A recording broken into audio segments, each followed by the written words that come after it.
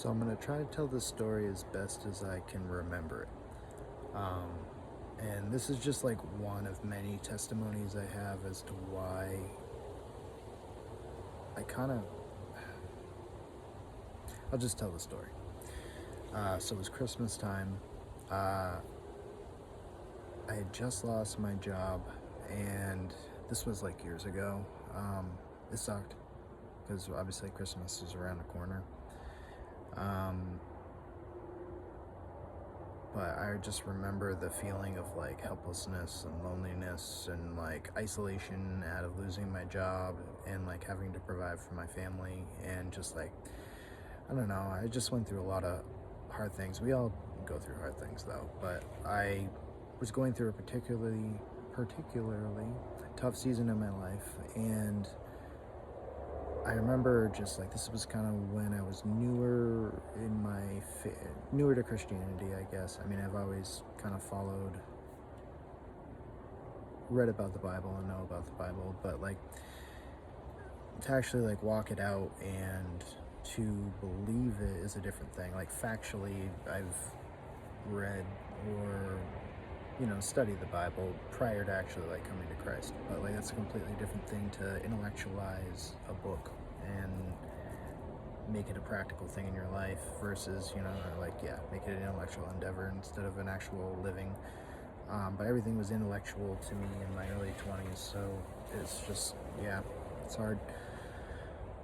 But anyways, so I lost my job, and then unfortunately at that time, like money's low, Christmas is around the corner, I'm super stressed, and I'm like, how do I even get a tree? Like, it was like that bad for me. And I remember my wife asked me to go. It was like a weird sequence of events, but basically we had like gone to get groceries at Hannaford, and she wanted me to drive by to look at trees.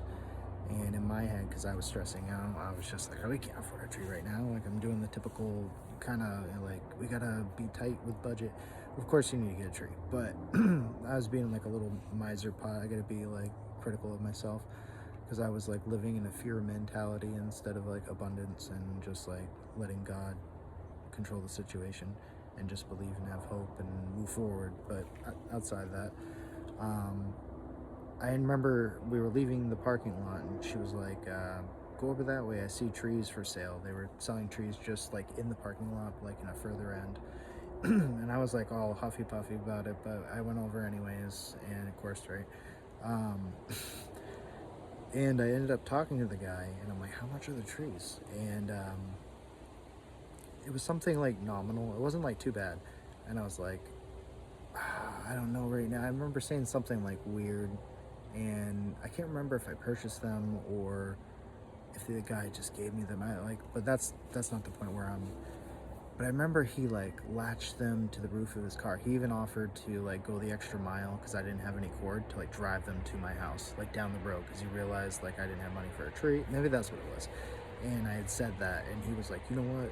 It's on me. And so he drives the tree to our house, and I'm talking to him in the driveway, and then I just happened to mention, what's going on. And I'm like, thank you, dude. Like, normally this wouldn't be a thing, but I just lost my job, so I've been like super worried about Christmas, and I just super appreciate this. Basically, God bless you, and I'm just so thankful.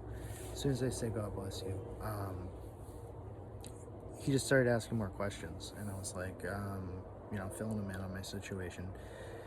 And he said, I'm part of the Rotary Club, and like we do this thing where we support a family every year, and I'd like to support you guys this year. So all of a sudden, like in a moment, the entire like everything changed.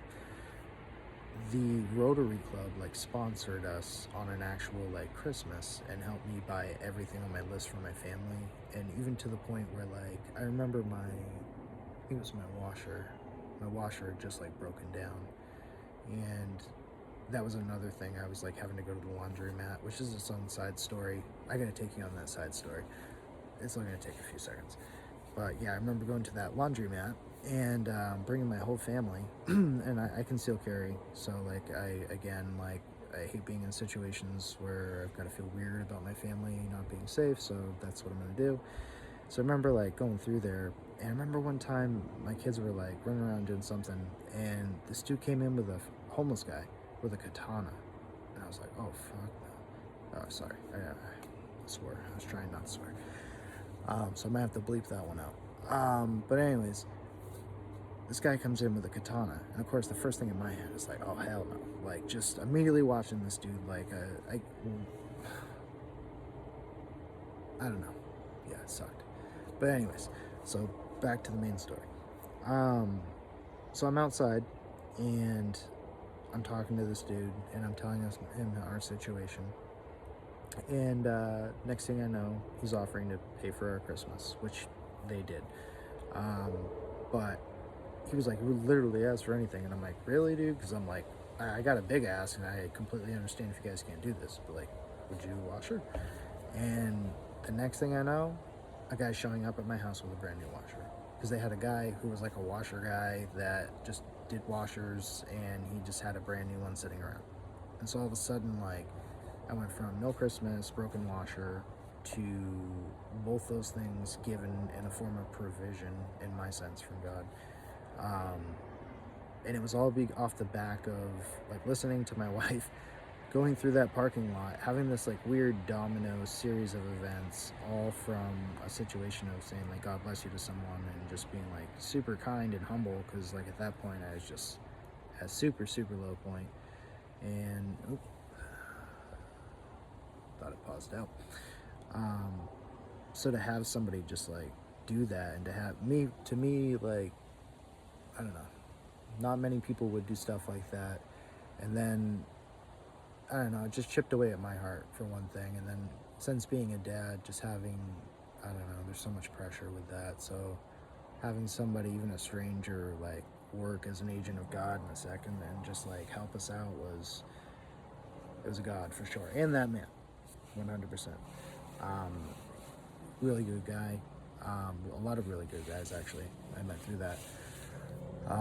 But at the same time, like, I went from a point where there was no guarantee to anything, and me just like literally praying, like, please help me, God, and then to be like going through a parking lot and have this weird series of domino events unfold. I don't know.